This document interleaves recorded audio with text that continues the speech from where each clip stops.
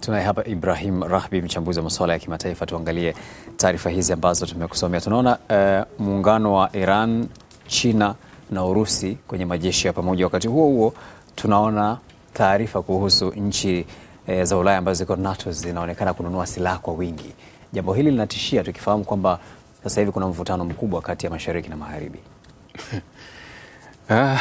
Yote unaweza kusema kama kuna tishio, lakini kuna mchezo wa kibiashara mkubwa unaofanyika kipindi hiki. Ukiwachukua hawa wa mashariki ambao wanafanya mazoezi yao kwa pamoja, ni utamaduni wao na ni utaratibu wao ambao mara kadhaa huwa wanafanya. Na hata mwaka jana nadhani Urusi alifanya mazoezi na Afrika Kusini pia, ambayo ndio ikashutumiwa kama Afrika Kusini alikuwa katoa silaha kupeleka kwa Urusi. Ilikuwa hivyo. Lakini hawa wa mashariki ni utaratibu wao. Halafu pia wamejinasibisha kuwa wao ni washirika katika kipindi ambacho wanaweza kusema katika kipindi kigumu walichokipitia hiki karibu miaka mitatu. China, Urusi, Iran wameonekana wapo kwenye kapu moja na wanaelewana kwenye hilo. Hawa wa Ulaya ndio kwenye mabadiliko. Na kwenye mabadiliko hapa sasa ndio nakwambia biashara pia inapofanyika. Trump amekwenda tu na, yani ni kama vile siji nikwambie kwa lugha nyepesi unielewe, kuwa Biden na washirika wake, yani tuseme Demokrati na washirika wao, huwa wao kwa ajili ya kufanya biashara, yani kwa ajili Marekani ifanye biashara, ni lazima migogoro iwe mingi duniani. Migogoro ikiwa mingi ni migogoro ya kuagiza, kwa sababu Marekani ndio msambazaji mkubwa wa silaha. Umesema 43% anaonekana ikauza, ukilinganisha wengine ndio 10, 9 mbali. Kwa hiyo yeye kauza sana silaha katika kipindi cha miaka 2-3 iliyopita. Na mfano rekodi waliweka mwaka jana, waliweka rekodi kubwa kabisa ya mauzo ya silaha nje. Sasa Demokrati wao staili yao ni hiyo, kuwa iwe migogoro ili watu waweze kununua silaha kwa wingi kwa Marekani. Hawa staili aliyokuja nayo Trump ni tofauti kidogo. Trump aliwaambia NATO, kwa sababu nchi nyingi za Ulaya na NATO ziko kwenye dhamana ya usalama wa Marekani zaidi ya miaka 70 au 80, ziko hivyo. Karibu zote zinachukulia dhamana kwa mimi nitawalinda. Na ndio maana kwenye NATO yeye Marekani anatoa fungu kubwa zaidi kuliko wale wengine. Kwa hiyo Ulaya wanategemea sana usalama wa Marekani. Sasa mara hii Trump aliwaambia kuwa ni lazima bajeti zenu za ulinzi zibadilike. Yani zipande kutoka 2% mpaka 5%, nchi zote. Hesabu ni ile ile tu kama ya Democrats, isipokuwa imebadilika kidogo, kuwa hawa watu wa NATO mikataba yao ya ushirikiano wa NATO hawawezi kwenda kununua silaha nje ya washirika wa NATO. Mzalishaji mkubwa wa silaha wa NATO ni Marekani. Kumbuka Uturuki wakati wa awamu ya kwanza ya Trump alienda kununua mfumo wa ulinzi wa anga wa S-400 wa Urusi. Akaleta mgogoro mkubwa sana na washirika wake wa NATO, mpaka kawekewa vikwazo, ikawa vurugu kubwa. Vikwazo vyake vimeondolewa juzi tu, wakati Sweden na Finland wanataka kujiunga na NATO, kwa sababu aliweka kizuizi wasijiunge, kura yake ya turufu aliweka. Ndio kilikuja kuondolewa. Sasa hesabu za Marekani ni zile zile ambazo walikuwa wanazipiga Demokrati, na zile zile anazozipiga Trump, isipokuwa zimebadilika staili. Huyu anasababisha dunia iwe kwenye pressure, iwe kwenye vita, ili wauze silaha. Huyu anawaambia washirika kuwa ni lazima muongeze bajeti zenu za ulinzi. Sasa bajeti za ulinzi, wanapoenda kununua silaha, wanaenda kununua silaha za Marekani. 60% ya silaha zote wameenda kuchukua wapi? Za Marekani. Kwa hiyo Marekani wako vile vile, kuwa dunia iwe na vita, watauza silaha. Isiwe na vita, watauza silaha. Kwa hiyo ili waweze kuuza zaidi silaha, ni lazima walete kile kitu pressure, yani kwa tuhisi tuko kwenye hatari. Ulizungumza neno biashara, lakini kuna hoja pia ya ushawishi wa Marekani. Inaonekana ushawishi wa Marekani sasa hivi umeongezeka, sio? Kilichotokea ni Trump kuonyesha ukubwa wa Marekani. Yani kuwa amefanikiwa katika hilo. Kiasi amefanikiwa. Yani tunaonyesha nafasi yetu kwa ukubwa wetu. Marekani atakuonyesha kuwa amefanikiwa, kwa sababu mara kadhaa huwa ninasema kuwa Marekani ni dubwana kubwa sana. Halafu liliuwahi ulimwengu. Wakati ulimwengu bado unajipanga, wao tayari wako juu ya wengine. Ndio maana leo hii unaona kuwa hata yule ambaye alikuwa ni adui mkubwa sana wa Marekani akikunyoshea mkono, unakuja, njoo tukae huko tuzungumze. Tena utabadilisha na maongezi kabisa. Sasa tishio kubwa ni la upande wa pili ambao tayari walikuwa wameishaweka msingi. Wakuja sasa, tunakuja kupambana na Marekani, tumtoi kwenye ile reli, tuhakikishe kuwa kaondoka. Sasa yule mliokuwa mnapambana naye ili mumtoe kwenye njia, tayari kakunyoshea mkono, wewe kiongozi wa mapambano, hebu njoo tuzungumze huku, unakaa. Na wa pili anakuja na hebu njooni tukae tuzungumze huku. Bado mtaendeleza mapambano naye. Kwa hiyo akili kumkichwa kuwa Marekani, mara kadhaa huwa napenda kukuambia kwa Marekani itadondoshwa na Wamarekani. Yani Marekani kuanguka kwake itaangushwa na Wamarekani. Lakini kwa nguvu ya kutoka nje bado ni kugumu sana, kwa sababu unaona Ulaya wanavyong'ang'ania kujinasua kwenye hayo makucha. Yani wanalazimisha kuwa labda tujitoe kwenye makucha Marekani, lakini waanzie wapi? Kwa sababu yoyote ambaye kuwa atakuja juu sana, ndio Marekani tu akimwambia tu kuwa tutakushughulikia, tayari unamwona amekaa pembeni.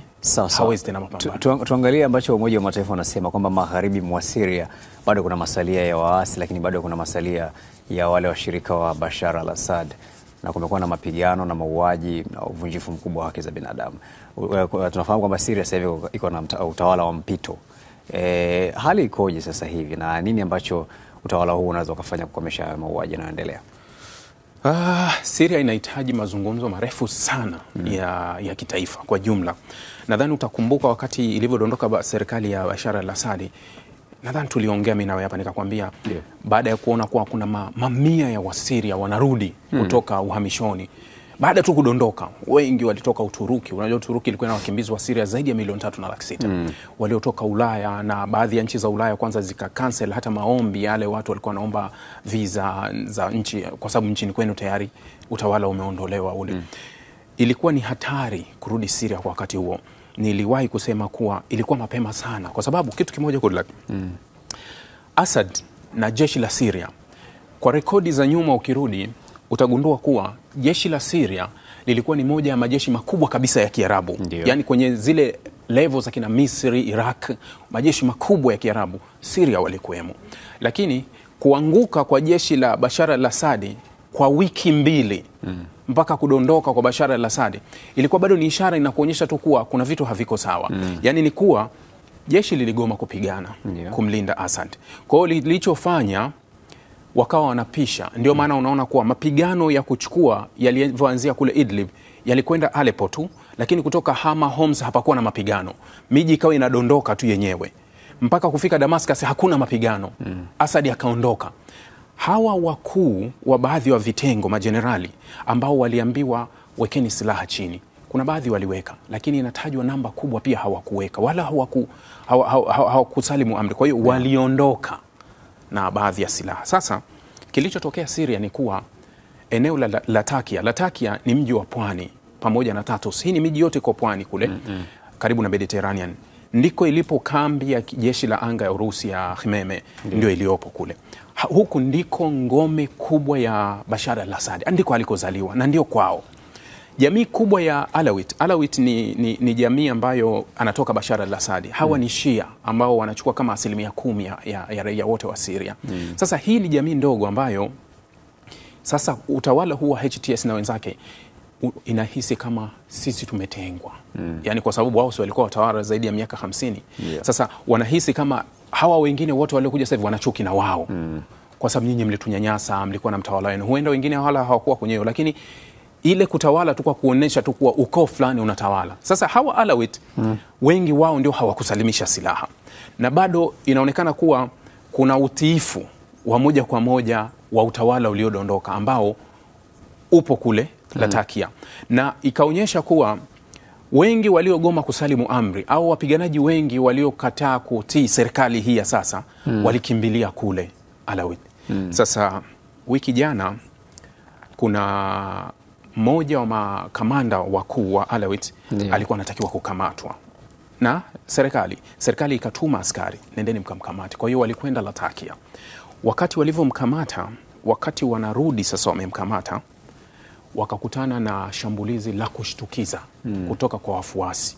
Kwa hiyo wana usalama 16 wakauawa pale. Ndio sababu kukalipuka. Tunavyozungumza mimi na wewe hapa kuna zaidi ya vifo 700.